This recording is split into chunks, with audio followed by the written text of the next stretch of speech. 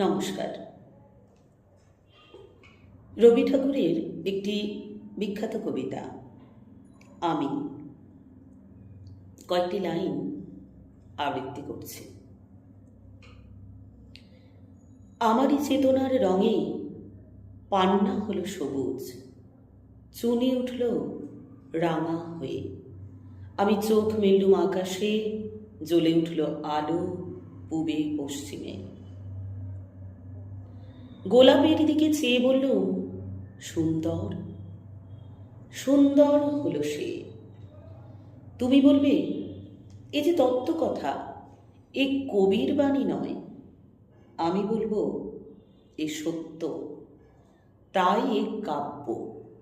এ আমার অহংকার, অহংকার সমস্ত মানুষের হয়ে।